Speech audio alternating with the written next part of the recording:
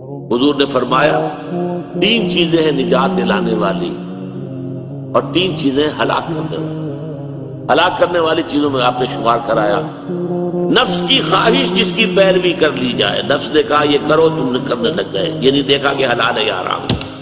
اور مال کی حرص جو ہے تمہارے دل میں، اگر تم اس کی پیروی کرتے ہو، اسی کے پیچھے لگتے ہو، تو یہ بھی ہلاک کرنے والی۔ تیسری مہلکات میں سے کیا شے ہے؟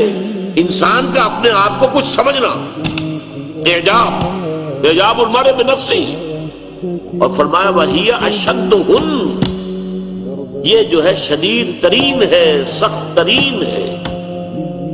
یہ ان تمام مہلکات میں ہوا متبعون سے بھی زیادہ شدید اور شوق المتعون سے بھی زیادہ شدید، اعجاب المرء بنفسہ وَهِيَ أَشَدُّهُنَّ۔